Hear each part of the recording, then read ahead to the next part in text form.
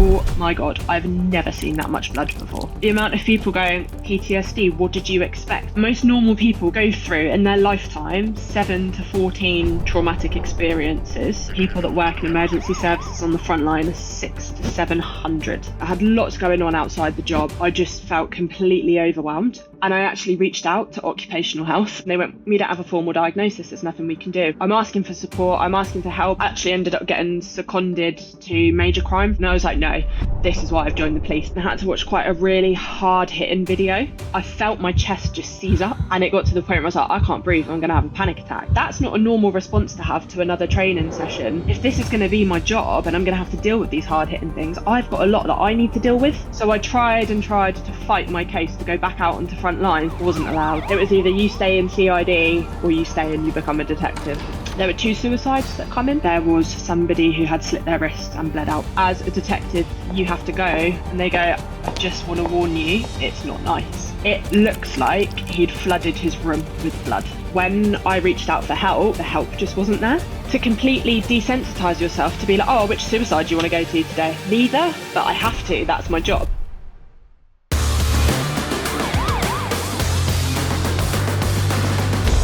Welcome to the Pocket Sergeant podcast. Today's guest is someone who walked away from a career many dream of, not because she couldn't do it, but because it was costing her too much. Emma joined the police as a trainee detective, but a year ago she made the decision to leave to put her mental health first. Since then, she's rebuilt her life and shared her story to the world. In fact, over 10 million people read one of her recent Instagram posts. Emma, welcome to the podcast. Hi, thank you. So let's go back to the start. When did you first know that you wanted to be a police officer? Honestly, I was probably like 10, 11. I was really young, and I just knew it was always what I wanted to do. I was really close with my nan, and she was obsessed with the Bill and all like Vera, all of those kinds. Same. Yeah. Love the Bill. Yeah. And I used to sit there at like 10, 11, 12, be like, that's what I want to do. I know that's what I want to do for the rest of my life. And so, yeah, kind of from there. And then I went into more like the true crime stuff. I used to scar my little brother a lot. Like we'd be left alone in the evening at like 14, 15. He's a couple of years younger than me. And I'd whack on like a true documentary about like some serial killer. And he'd be sat there like proper scared. But I'd be there like, oh, that's so interesting how they use that to like, you know, fingerprints or something to discover that went like that. And I was like, yeah, I want to be a detective. Well, like CSI and stuff like that? Yeah, so I knew that was something I was really heavily interested in. And before I'd even done any of my GCSEs, I actually done an online course in like forensics. It was just kind of like a basic overview. But yeah, I knew from a really young age that I was just fascinated in how you can get like, for example, someone's hair and link them to a crime scene, or like little bits, you know. We'll dive into it deeper, I'm sure, later on, but I just found it so fascinating, and I thought that is what I want to do. Which leads me on to the next thing. So what did you imagine policing would be like before you joined? Did you imagine it would be more like TV? I mean, at a young age, yes, because you do, don't you? You see all of that and you're like, oh, they're busting down doors, they're, you know, going in with guns. And then even probably a bit later on, when I was maybe 15, 16, and you watch Line of Duty and they're all running around busting all these corrupt coppers with guns, and you think, oh, that looks cool. You know, it's obviously drama and a bit far-fetched, but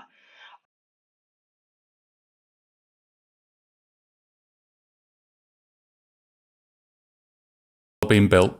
no, and this is what makes me laugh, because I used to love watching 24 Hours in Police Custody as well, which is a great programme. It's a good insight as to sort of how deep you have to go into an investigation, and it is a great programme. But I think they don't show the complete reality of it. I've done some time on major crime, worked on a few murders, but they don't show you sitting there waiting 12 hours on a red case file to make sure that someone's remanded, or trying to get a last minute warrant through the magistrates, or trying to get hold of a magistrates to extend the custody clock. They don't show you all of that. They don't show you how long it takes to build a red case file. And I feel like if they did, it would be a bit more of a reflection as to what it actually is like, what the job actually entails. Yeah. So what was your journey into policing like? First of all, when did you get in? I joined as a special constable when I was at university. So I joined university in 2019 to study criminology and forensics. And then I think it was 2021, the beginning of the year, I joined as a special just to get a feel of what it was like. And from that, I was a special for about a year and a half. So I was on frontline. I was going out and doing my hours that I had to do each month. And yeah, I really enjoyed it, but I feel like it wasn't exactly the taste of what I wanted to do. Because obviously I wanted to be a detective, and it's very, very hard to become a detective as a special. It's just really unheard of. So I shortly graduated, and within 3 months of graduating, I actually got accepted onto a fast track entry route for a detective, and I joined in October 2022. And what were the early days like in policing? Did it live up to your expectations? Because what I had to do, I know it's different across all the forces. I had to do 15, I think it's 15 or 16 weeks of training. And it felt a little bit like sucking eggs. From where I was a special, I had like loads of training in my evenings, my spare time. I was going to all this training sessions, and I was kind of covering all the same things. Like, I'd already arrested people at this point. I'd already written statements. I'd already done all of that sort of stuff. Obviously, only loser statements as a special, but I'd done It's enough. still statements. Yeah, I still sort of had an understanding. And yeah, a lot of the time I was there, I was like, I know this, I know that. So I was just desperate to get out onto frontline, because you had to do 6 months of frontline work. And I worked up I was expecting to get a city, and I ended up in a bit of like a hot fuzz little village. It was mental, but it was either all go, go, go, or absolutely nothing. And there was no in between. So, oh, right, okay. Yeah, I really, really enjoyed it. Night shifts were something else. Trying to get your head around that for the first time. I actually came off of, so I finished my training, and then I think Monday to Thursday was training.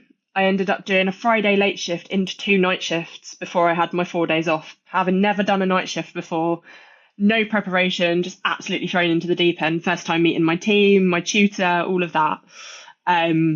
Do you think joining as a detective and just going through that specific training course to be a detective was enough to equip you without the specials experience to become a good detective? No. I understand why it is a thing, the fast track route, because there's no detectives. We're so short staffed up in CID. There's people pulling ridiculous hours, and there's not enough detectives. So I understand why they've done it. I just think, I done 6 months on front line. So my colleagues who have never been a special didn't do the year and a half extra experience that I had, and just went from doing 6 months frontline policing to becoming a detective. Yeah. What experience do they have in policing? That's 6 months of doing frontline stuff. You don't even really know how to do frontline policing, and then you're already going into CID. I just find that crazy. I feel like you should do your 3 years on frontline, and then if you want to go into like specialise in, I think that should be the way in. And I know it's longer. I know it means that there's going to be less staff, but it will mean that you've got better equipped people to do the job. Was there a point where the job went from exciting to overwhelming for you? Because you talk about the hot fuzz type village stuff going on, it sounds exciting. Yeah, I absolutely adored frontline. I loved it. I loved going to work and not knowing what to expect that day. You don't know whether you were going to go to a break-in in progress, to go and find a missing child, go and help a family, attend a domestic and help somebody out. Every day was different, and you generally didn't know what you were turning up to, and I loved that excitement of it. And then I feel like on the fast track route, you then have to go to CID and do, I think it's 3 months as a PIP1 investigator. Yeah. So I was dealing with sort of low level crimes, the run of the mill stuff through CID, the people that are just sort of getting no further action or bailed, and it's very low level, it's not serious and complex. I was dealing with that for 3 months. So I left Frontline the beginning of July and ended up, no, it was a bit longer than that, 6 months. I ended up in July, and then my PIP2 course was in December. So I joined CID, and I think I'd done the first 6 weeks on something called SITS, and it's basically custody investigation team. So they're the people who just churn people out for like verbal only domestics, that sort of stuff. So really these like prisoner handling type. Yeah, so they're really like, they're just coming in, they're getting interviewed, and then they're leaving again. So the really sort of low level stuff, turnover is massive. And then I go into, I think it was about 4 months of PIP1 investigator. So I had jobs sitting on my account that I was expected to investigate. Now, I got given a tutor, but our shifts never sort of really lined up, or she had her own work going on. She's actually my best friend now, which is crazy. But it just got to the point where I just sort of quickly had all these jobs lined up. And before you knew it, I'd gone from being on Frontline, where you never kept jobs, not at that point, I think it's changed now, but I never kept jobs, to now having an account of like 15, 16 jobs, nobody to tell me how to do anything. I haven't really had the right training on how to do it all. And I'm just sat there staring at my computer screen like, well, where do I start? I've got all of these jobs lining up. I've got victims calling me up on my work mobile asking for an update, and I haven't got one to give them. And then suddenly it started really mounting up, and I just felt like there was no support for the PIP1 team. You didn't really know who your line manager was. I didn't meet them for maybe 6-7 weeks. I didn't have a one-to-one. I didn't have a welcome into the team. And I just kind of sat there and was like, what have I done? I enjoyed Frontline, and now I'm just so overwhelmed. So you didn't have a supervisor, or not one that you'd met? Not one that I met for the first few weeks, definitely. I knew who they were, didn't know what they looked like, because they were on a training course and had loads of other stuff. It wasn't her fault. Yeah. But yeah, I had my tutor, but again, she was on different training courses. She helped me on cases where possible. And at this point, I was still being given more prisoners. So I was still having more jobs come in, and then I was still keeping those jobs. They were set on my account. Obviously, it was all quite low-level stuff still at PIP1, but that's not to say that there's a victim on the other end of it who it's the worst day of their life still. Although it seems low-level to me and you, it's the worst day of their life, something that's happened. You know, a domestic, for example, it seems quite low-level, but that's their reality. They've got to live that every day, and I just felt like I'm not doing you the service that you need, because I haven't really had the training that I need in order to deliver what the outcome that you want. Yeah, and actually, I think there's a lot of response cops, especially, and CID detectives across the board, that are so burnt out because of having this constant piling up of jobs on their queue.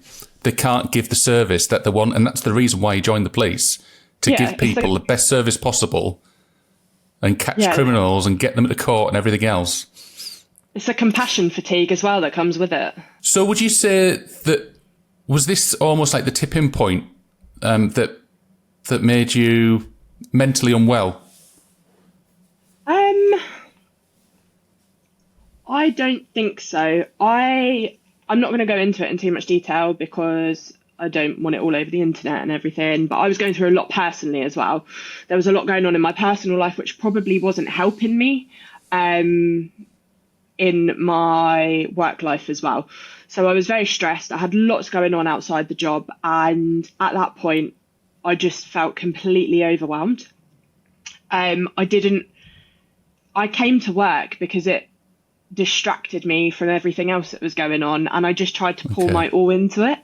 At the time as well, I was trying to get an ADHD diagnosis, and I actually reached out to occupational health and asked for some support. I said I've sent off my the form that you have to fill out and speak to the doctor about, and it's all scored. The first thing that you do to send off an ADHD diagnosis thing to the psychology department or whatever, psychiatric department. And the doctor said, I have no doubt in my mind that you have got ADHD. I just can't diagnose you because that's for the psychiatric team to do.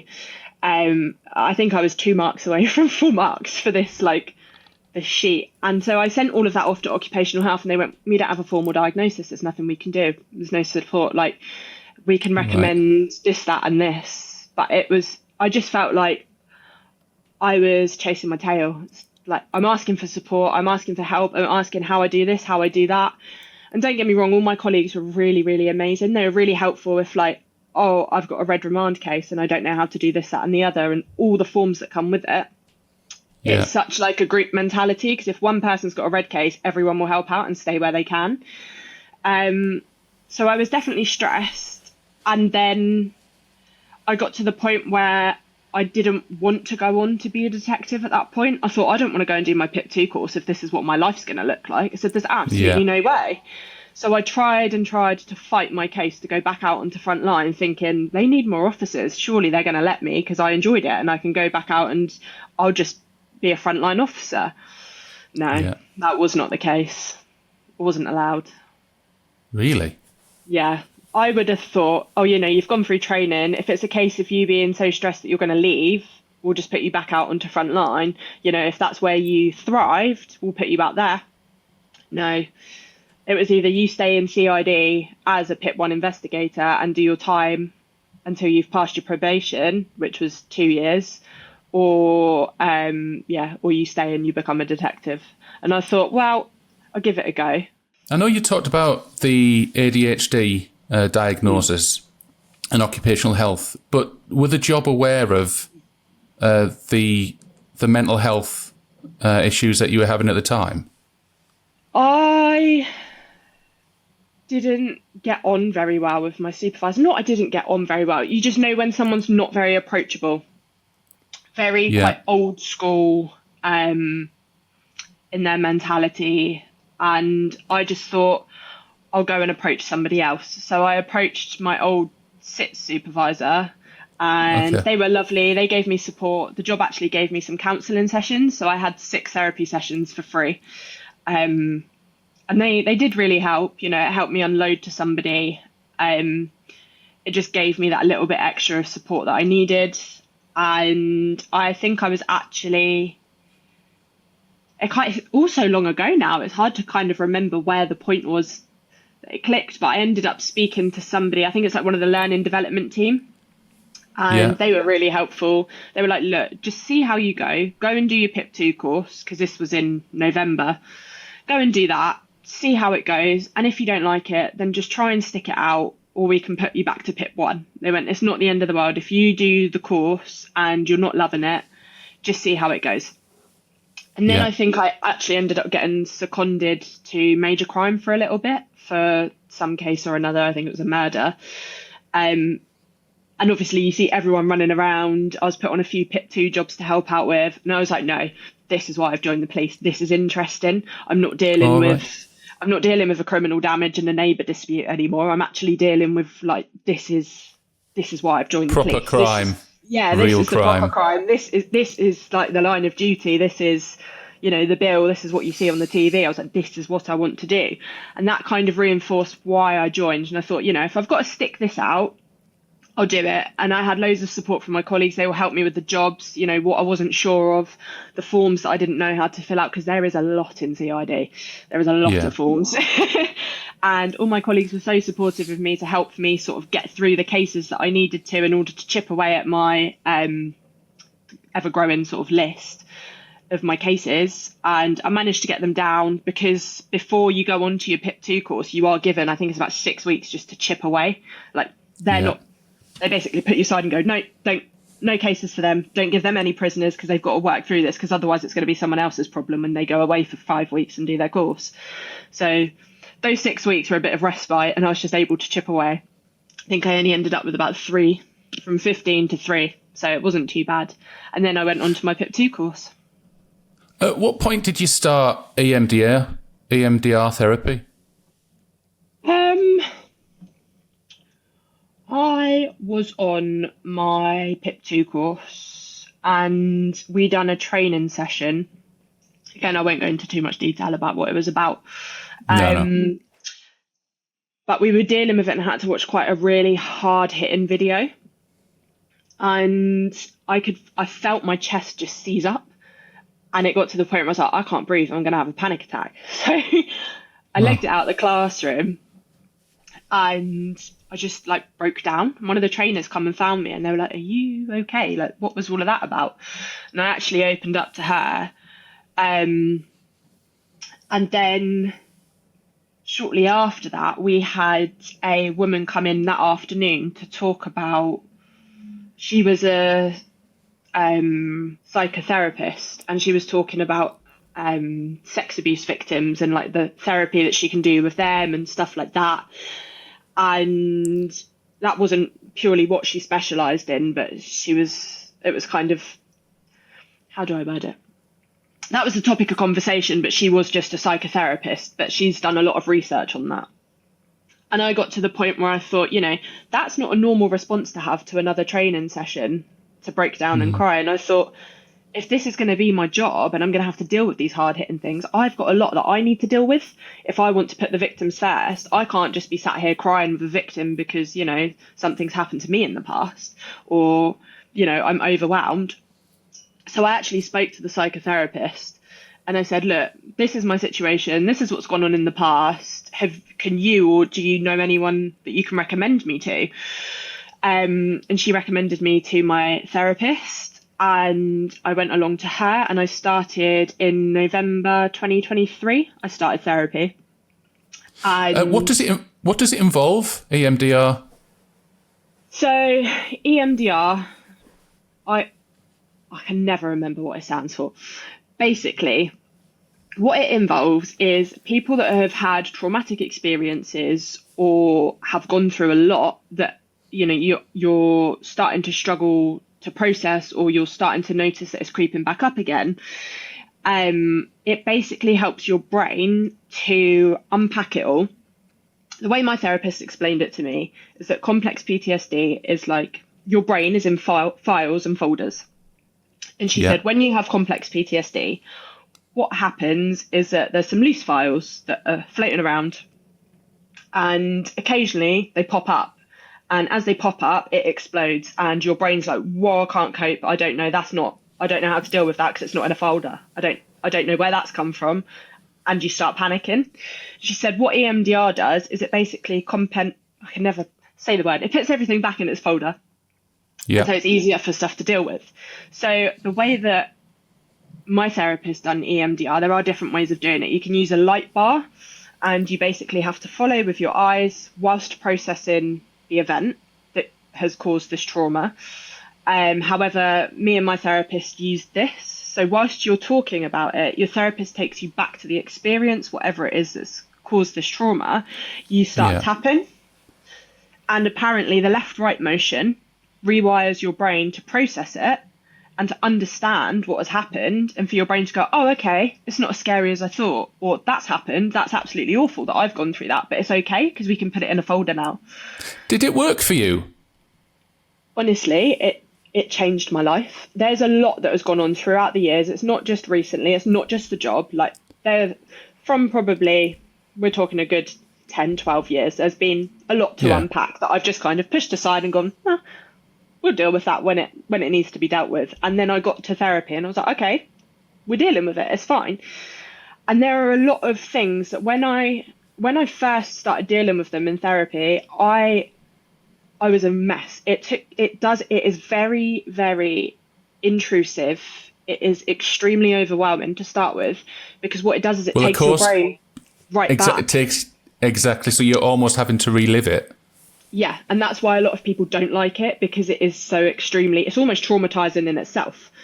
But so what your therapist will do is take you back to that moment and talk you through how you're feeling, what's happening, tell me what you're feeling, describe to me, all of these questions. And it will take you back to that moment. And she'll say, on a scale of 1 to 10, how distressing is it right now? 1 being, it's fine, I'm not feeling any emotion to it, or 10 being, this is the worst experience of my life and I can't cope with this. And a lot of my stuff Yeah. were sort of an 8 to a 10. And then by the end of it, it was down to a 1. And I thought, that is amazing. I would put all of this stuff aside and just not deal with it, not think about it. And I would find myself in life not going to events or avoiding things that may trigger me, that may remind me of something. And it could be like the smallest thing. It could be like going to the shops and not going down the aisle. Do you know what I mean? Yeah, when you were triggered, what sort of effect would it have on you? I was very much a freezer. Rather than fight or flight, I would just freeze, and I'd find myself, I'd just feel trapped. I couldn't move, and I'd find myself, my brain would be going a million miles an hour, but I'd be sat there and I'd dissociate. And it got to the point where it was just so overwhelming, and I found it was having an impact on my relationship as well, because I'd just started a new relationship around this time. Okay. I'd started therapy, and I thought, if I don't deal with all of this, I'm going to ruin something that's actually really healthy and that's good for me. And I said, I need to deal with all of this because it's not fair on them. And I found myself like, I would become quite short and snappy if things triggered me that they'd done. And I thought, this is not fair on that person at all. So I need to go and deal with this before it ruins everything for me. But was there a particular incident or something happen at work that made you realise you couldn't keep going into work? You couldn't continue your role as a police officer? There was one incident that I thought I dealt with at the time, and a few days later, I really hadn't. And I'll go into a bit more detail in a minute, but when I reached out for help, the help just wasn't there. So I don't know how much detail you want me to go into, because it is quite a graphic story. But I'm happy to talk about it if you are. Yeah, as long as names and places aren't mentioned, that's fine. So I remember the date really clearly. So it was a few days after Christmas. It was in between the Christmas and the New Year. And obviously work at that time is mental anyway. Everyone's with their families. Everyone's had drinks in them. And there were 2 suicides that come in. And as a detective, you have to go, normally with a sergeant, to go and make sure. So there's obviously the different categories of sudden deaths. So you've got the one where there's no suspicious circumstances. Normally it's an old person and it was expected that they were going to die. There is the second one where it is a suicide or an accidental death, and that requires a detective to come out and just double check everything. And then there is the suspicious category where it's likely that the person has been murdered. So there were 2 suicides that are coming, so they're both the second category. And one of them was a hanging. Somebody had hung themselves in a hotel with a hairdryer against a picture frame. And then there was somebody who had slit their wrist and bled out. And I had gone to a couple of hangings that month already. And it was between me and a colleague. And they said, I'll go to the hanging because you've been to a few. Do you want to go to the other one? And I'm not a squeamish person. So I thought, you know what, that's fine. I don't mind blood. Doesn't faze me. I'm not, it doesn't bother me. That's fine. I can deal with that. So I went with my sergeant, who was, I think he's about 20, 25 years into the job. What gets me about this, though, is the conversation that you and your colleague had. It was almost normalising what you were about to go see, but it's madness because it is trauma. It's traumatic for cops as well. Yeah, and it's crazy that I've just got goosebumps thinking about it. But to completely desensitise yourself to be like, oh, which suicide do you want to go to today? It's like, neither, but I have to. That's my job. I have to go to one of them. So I got in the car with my sergeant.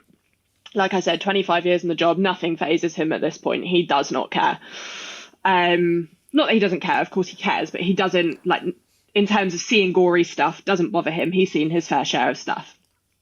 Yeah. So we get there, and there's 3 frontline officers there, and they go, I just want to warn you, it's not nice. And I'm like, it's okay. I know it's going to be blood, whatever. And I've walked in. Oh my God, I've never seen that much blood before. It looks like he'd flooded his room with blood. I didn't even realise how much blood the human body held until I'd seen him. And bless him, he was going through a horrible time. I won't go into detail because out of respect. He'd had a lot going on in his personal life. He spent Christmas alone, blah, blah, blah. So he'd been struggling with a lot of stuff and had unfortunately decided to take his own life. Now, I attended that scene, and originally I thought it was okay. I thought, yeah, that's fine. I've dealt with it. I've gone to it. I didn't feel great. I come out because we have to search the body. Yeah. And the room, and there was points where I looked down at my hands that were double gloved, having searched his body. I looked like I'd committed a murder because my hands were that covered in blood. And I looked down at them, and then I looked up at my sergeant, and apparently like all the life just drained from my face. He looked very much the same as well. So we stepped outside, and we had just a bit of a breather, and he went, "God, I feel lightheaded." And I went, "If you're saying that, think how I feel. This is like maybe my 6th dead body ever." Yeah. And he was like, "Yeah, I can imagine." He went, "Are you okay though?" And I was like, "Yeah, no, I'm fine. I'll just get it done." So we packed up all the evidence stuff that we needed, because you have to obviously take suicides very seriously, because there are a chance that it might not be a suicide. So we searched the body. This poor guy had been there for a number of hours, so the blood had started to coagulate as well. As I was searching through the body, it was all falling onto the floor in clumps, and it got to the point where I was like, I'm going to pass out if I don't just go and step outside, because it's a bit much, because the smell as well was just completely overwhelming. So we got what we needed to done, and the drive back to the station was pretty much in complete silence, a bit like, oh, what have we just witnessed? Yeah. Obviously, I felt really sorry because he had family and friends, and, it was just before the New Year, just after Christmas, absolute horrible circumstances. And so I went back to the station, and my sergeant was like, "Are you okay? Do you need a hand? Like, anything you want to talk about?" And I was like, you know what? I think I'm fine. Let me think on it. Let me sleep on it for a few days, because I had 4 days off after that, because they were my rest days. Right. So, like New Year's Eve, I had the bank holiday off, luckily. So I was like, you know what? I think I'm okay. Let me sleep on it. And if I need any help, I'll come back to you. He's like, yeah, that's absolutely fine. And then just before I left, this shows how dark humour the police is. And I'm sorry if it causes offence to anyone, but this is the true honesty of what it is. So we have a tuck shop, as most stations do. So he's gone and got, one of those mug pastas that it's like a pot noodle, but it's full of pasta. Oh, yeah. He's got a tomato and basil one. And he's filled it up with the water and then gone, "Oh, I shouldn't have done that after the job we just went to." And I'm there like, don't fancy my dinner anymore, thank you. So at this point, I was feeling like a bit overwhelmed. And my dad was a fireman. He has seen his fair share of disgusting and just awful stuff as well. So I went down and I ended up having a bit of a cry to him on the phone. I think it was just the overwhelming. I wasn't upset per se, but I just thought, I just need to get it out my system. So I called my dad because he can understand. Other than your sergeant at the time offering to speak to you, were you offered any sort of counselling or anything as a result of that job? Not directly. I wasn't said, do you need support? Do you want to talk to anyone?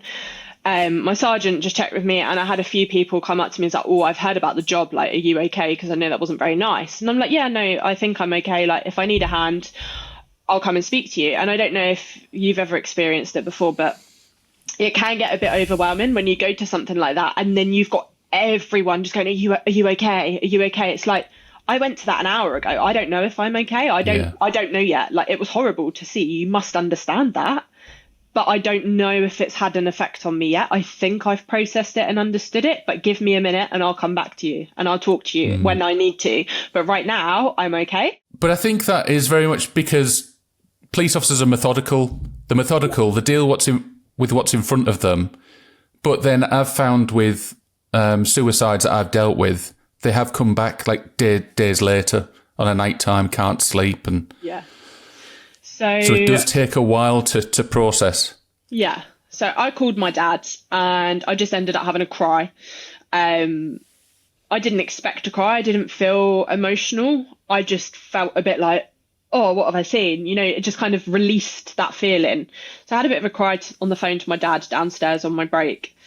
And he just spoke me through it. He was like, look, it's the job. Honestly, in a couple of days, you'll be all right. Just sleep on it. I'm here if you need to talk to me. And Yeah. I knew from my training and just through like posters in and around the office that there's this, it's called TRIM. So it's trauma risk. I can't remember the rest of it. Something management. Basically, if you've gone to a traumatic event, come and speak to these people within 10 days of the event and it will reduce your risk of PTSD dramatically. So I've gone away for 4 days. I've gone for New Year's Eve and New Year's Day. I've had a couple of days off. So the first day after that, I felt a little bit numb, just felt a bit out of it. And I thought, this is okay. I've been to something traumatic. We'll just sit with it. We'll sit with it, see how we feel and move on. When you said you felt numb, how else did it affect you? Did it affect your sleep, your eating, and anything like that? I didn't eat properly for 2 days. And the thought of anything red food, I was like, no ketchup, nothing like that. I thought, I can't stomach that. The thought of that is making me want to be sick.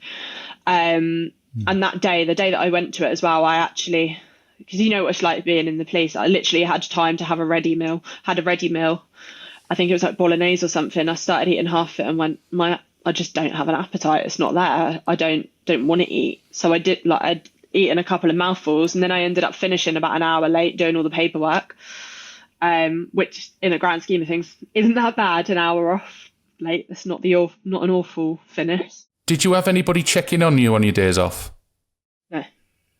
No one messaged me. None of my colleagues or my sergeant. They kind of implemented on as I was leaving, if you need a hand, reach out, but no one messaged. Messaged me. That's not enough. That's not enough. So a couple of days after, me and my partner, I'd never seen Harry Potter before, but I'm obsessed with all like wizard and witchy stuff. So he was like, right, we've got to do the marathon. So we were watching all of the Harry Potters over the Christmas period. And I'm not sure if you've seen them, but there's this one part where one of them basically slits their wrist to put blood in the cauldron for one of the spells. We watched that part a couple of days after I'd gone, and before you knew it, I'd passed out. I didn't even notice. I was sat on the sofa 1 minute, and the next I was laid down, and I'd come round and I said to my partner, I was like, what's happened? He went, you passed out? And I was like, did I? And I literally didn't even remember feeling faint. I didn't remember anything like that. Just 1 minute I was there and the next I wasn't. And I thought, well, that's weird. And he went, was that to do, like, you went to that suicide and they just slit their wrists? And I went, well, maybe. That's just weird. And he was like, right, well, stay here tonight. I don't want you driving or anything. So I stayed round. And then the next day we were actually going away for New Year's Eve. And we went out for a roast dinner at a pub. And as you do, it's like the Christmas period still. I had a turkey roast. And the server said, do you want any sauce with that? And I went, oh, yeah, I'll have cranberry sauce. Not even a second thought. It came, spooned it out onto my plate, and you could just see me swaying. My partner was like, whoa, like tried to catch me in the middle of this like rammed pub during New Year's Eve. And he was like, what is it? And I was like, it's the cranberry sauce. He's like, and I started nearly having a panic attack over cranberry sauce in the middle of a pub. And I thought, hang on, I'm not okay. I've said, I thought I was okay, thought I dealt with it, but this is not normal. Like, normal people don't pass out at the thought of cranberry sauce. Like, what is going on? So I've gone back into work the 2nd of January. And I've emailed the TRIM people and said, look, this is what I've gone to. I need some help because this, and this has happened on my days off and I don't feel normal. I still can't imagine eating anything red, and it's just not okay that I'm feeling like this. So I CC'd my sergeant in. And then he's come around and he's gone, I didn't know you was feeling like that. And I went, I didn't know I was feeling like that. I said to you I was fine. And then I've gone through all of this on my days off, and turns out I'm not okay. Like, I haven't dealt with it. Do you think there's anything that the job could have done for you, like on your days off, that could have helped you manage what you're going through? So even like a phone call, a half-hour phone call from someone just to talk through what had happened, to help me process it rather than try and deal with it by myself. Because the way that I see it, right, I can talk to my dad about it, which I did do within probably 2-3 hours of going to the event. But my dad's very blasé. He's like, I've dealt with that. Like, it's part of the job. Do you know what I mean? He's very much that mindset. He's like, I don't know what you expected. And like, whilst that is true, you do go through some horrific stuff. Everybody processes things differently. Yeah. But the way that I see it is I can speak to my dad about it because he's seen his fair share of horrific stuff and he's not squeamish. My partner and my mum, the other two people that I'm the closest to, they don't need to hear about the horrific details because they didn't choose to go into that job. They don't need to hear those horrific details of this thing that has happened because they didn't choose that life. And I don't want to traumatize them by trying to process my feelings. And I don't know if that makes me selfish because then I was the one that was struggling, but I was so worried that I was going to upset them by trying to speak about how I was feeling and process what I was going through that I thought, I'll just try and deal with it myself. Because, you know, I'm not at work. I don't have colleagues to speak to it about. I've got days off. And then actually, I think what would have helped would a phone call, just say, look, talk me through what happened. Talk me through what you've gone through. Because I used to be a carer and I went through a traumatic event then. And within the next day, I was on a phone call, speaking through the whole event, going through it all, debriefing it. And that was fine. But then I feel like if I'd have had that, if someone would have taken half an hour out of their day to call me and be like, look, talk me through it. What happened? How are you feeling? What's been happening since? Talk me through the emotions. Let me know. I feel like that would have been fine. Yeah. So then I've got into work. I've emailed Trim. Obviously, my sergeant's come over and gone, I didn't know you were feeling like that. Are you okay? Like, and I said, well, I've emailed Trim. We'll do that. We'll see how that goes. So you're meant to get an appointment within 10 days of the event. They offered me an appointment 14 days after. And I thought, okay, it's only 4 days after. Let's see how that goes. On the day of the event, I was actually looking forward, on the morning of the appointment, I was looking forward to it because I thought, look, I'm still not great. You know, I'm not as bad as I was. To be honest, I don't think 14 days or even 10 days is good enough. No. You're expecting a cop. You're expecting a cop to try and deal with something for 10 days before anybody even reaches out. Or 14 days in your case. It's not right. Other suicides you're going to, there's other people you're dealing with, other cases, you know. There's other stuff. It's not like your life goes on hold until you've dealt with it. You carry on. You go to other suicides. You go to other horrific stuff. You go to other crime scenes. Life doesn't pause just because you went to this traumatic thing. And that's why so many officers end up with complex PTSD, because they go to another traumatic event before they've processed the other traumatic event. And so the day of my appointment, it can't be helped. It's no fault on them. But the lady who was doing the appointments that day ended up getting COVID, so she had to cancel. So they then rebooked my appointment for 16 days after the event and told me that I have to do an hour's worth of driving on my rest day. And I said, don't worry, because in 18 days after the event, I've got my own therapy that I pay for anyway. So I may as well process it in there because I'm already processing other traumatic stuff I've gone through. So why not add another one? It's really poor of the job, really poor. So, they offered me an appointment within 16 days that was on a rest day and expected me to go all the way an hour's worth of driving on my day off to go and process something I should have done at least 6 days ago. So would you say this was the tipping point for you? And did this start you on the road of leaving policing? Probably still no, I would say. So I dealt with that. I dealt with that in therapy. And my therapist reassured me it's completely normal. It is a normal thing for your brain to generalize things to a traumatic event that you've gone through. But there's statistics, isn't there? Most normal people go through in their lifetime 7 to 14 traumatic experiences. Police officers or people that work in emergency services on the front line are 600 to 700. Like, that is crazy.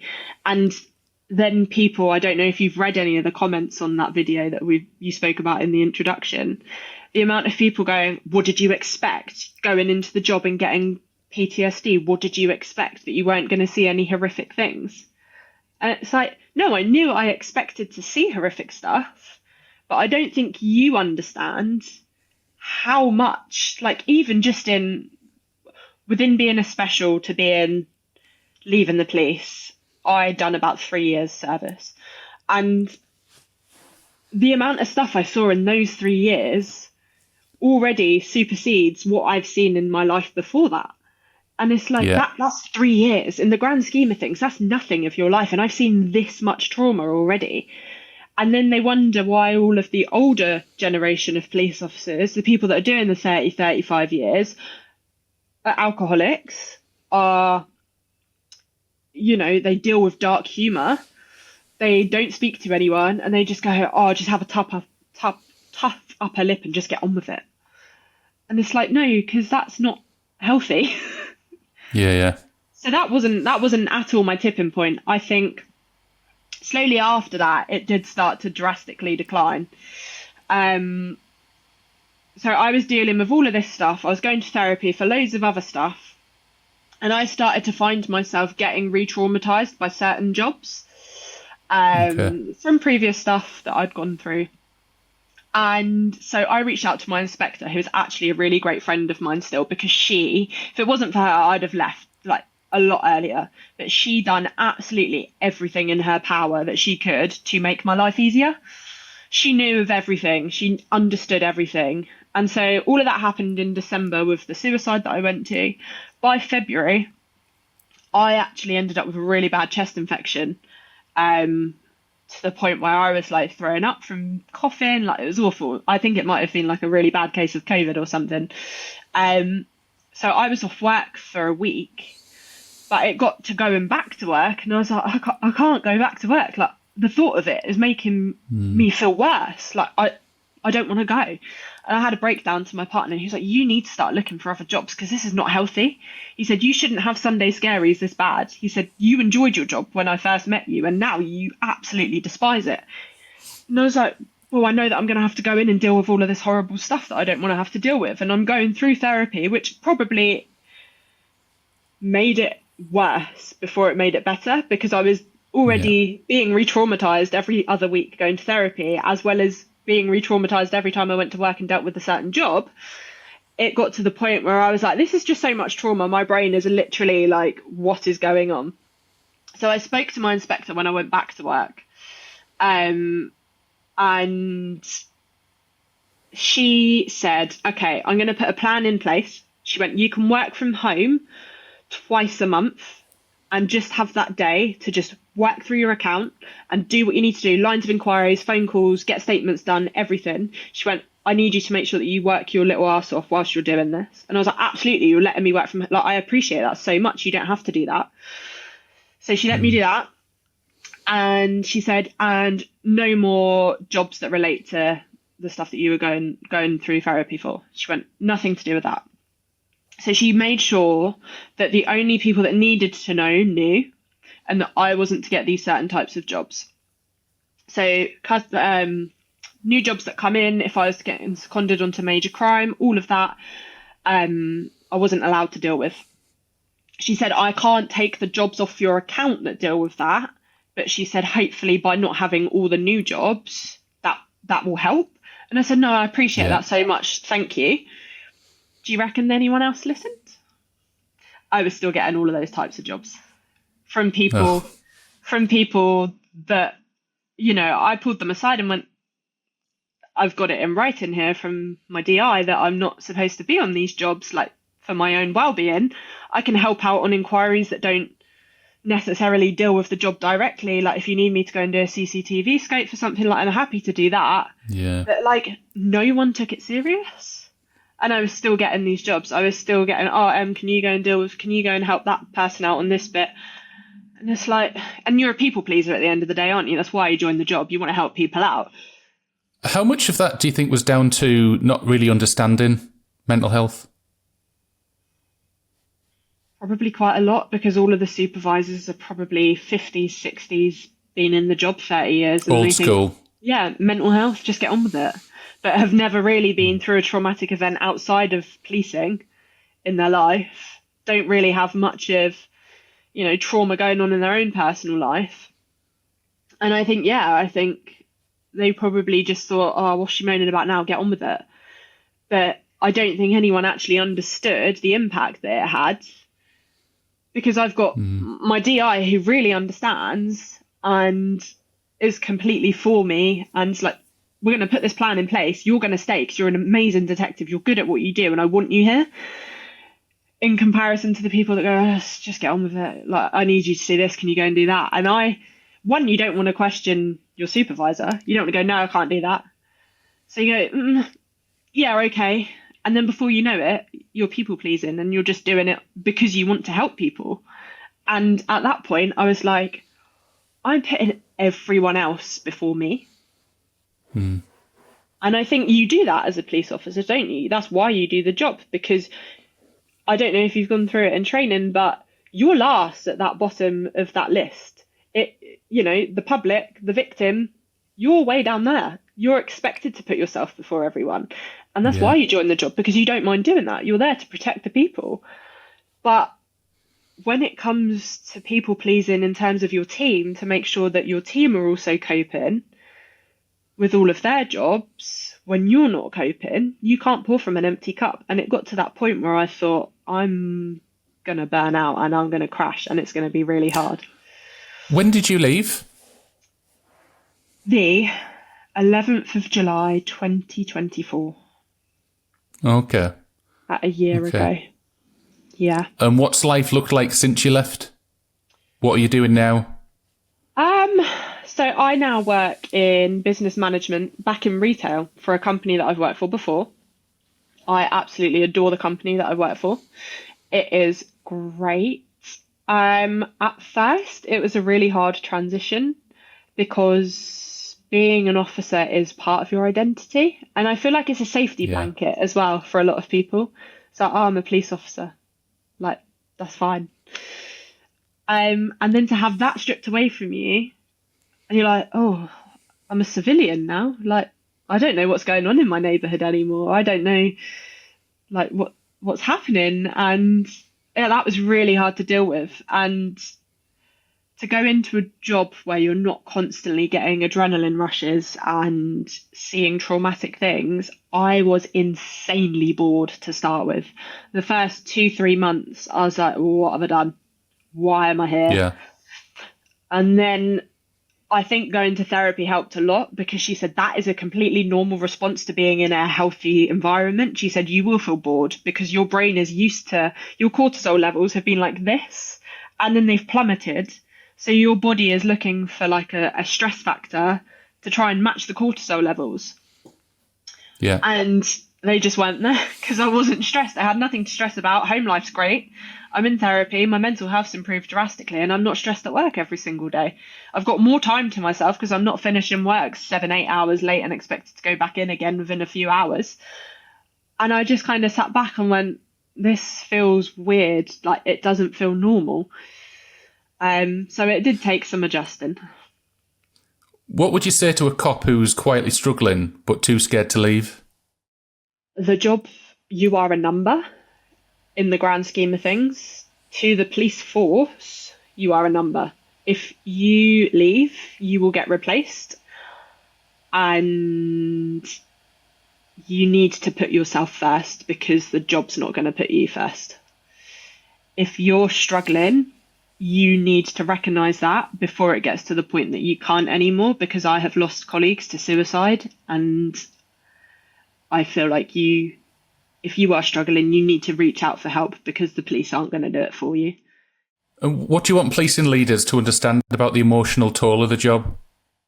I think there definitely needs to be a bit more support, a lot more support. I feel like I get it. The police are massively underfunded.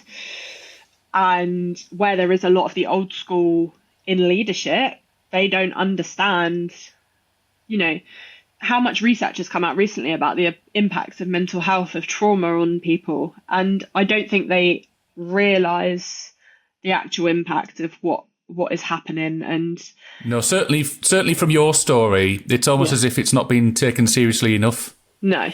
And I mean, I get it.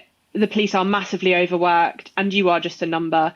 I've got a lovely, lovely ex-colleague who was part of the Federation, who's now gone on to do a lot of work in suicide and trauma prevention. It's called STEP, and they're doing amazing, amazing work to basically call out PSD on isolating people if they're being investigated. Because obviously, as you know, that's what PSD do. They tell you can't speak to your friends, you can't speak to your family, you can't speak to your colleagues, and vice versa. They can't speak to you. I was never investigated, luckily, but I knew some people who were, and it's a very isolating time for people when you need your colleagues the most because no one else understands. And Absolutely. I just feel like in the job in general, there is a lot of trauma that people don't realise. And it can be the smallest things that affect you that you don't realise impact you until later on down the line. And you're like, oh, that wasn't a big thing, but now it is. And so I'm glad that there is work being done. If you could change one thing about the culture in policing, what would it be? One thing. There's a few. I would say, number one, because of all the horrific comments that I'm getting in my comment section, it is not a man's job. Women can absolutely do it too. And I feel like there is a lot of old school ways and old school people in the job that makes that a lot harder. I mean, I've mentioned this loads of times before on my LinkedIn. I don't know if you're on that platform, but some of the best police officers I've worked with are female cops. Yeah.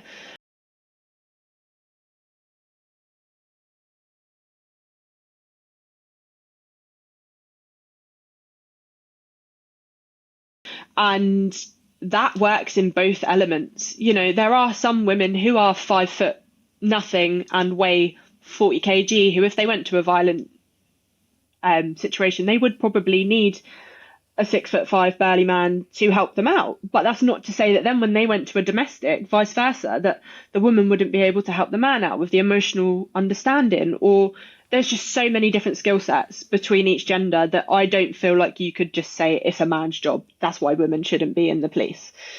I also feel like as much as boomer generation hate my generation, they need to understand them more and understand all the research that is coming out into our generation, and to understand that just because you're young doesn't mean you don't have the life experience or the skill set in order to be a police officer, because some of the best police officers I know are in their early 20s in comparison to some of the older ones that are in their 50s that I have met.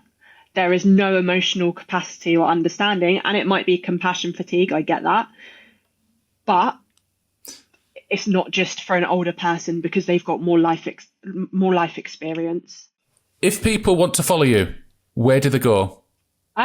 You can find my Instagram. It's a bit confusing. So it's Louise, but it's EMM, 2 underscores, Louise with 2 E's, X. I'm sure you've put it in the description or something. I will do. I'll put it in the description. Follow me along on there. You can find the police video I was talking about and all the lovely comments that I'm getting on that. But yeah, it's mainly a lifestyle and fitness page, and just to kind of, my whole goal now is to make people realise that they can have the life that they want for themselves, and you do just have to make that jump. It is scary as hell to decide to leave a job that is so secure, but one that's ultimately destroying your mental health. Why would you stay in something like that if it's being detrimental to your life rather than adding to it? And for coming on the podcast, you'll get yourself a pocket sergeant mug as well. I love that. Thank you. Yeah, but it's been great speaking to you, Emma. Honestly, you've done so well. Thank you. And we'll keep in touch. Yes, definitely. Okay, thanks for coming on the podcast.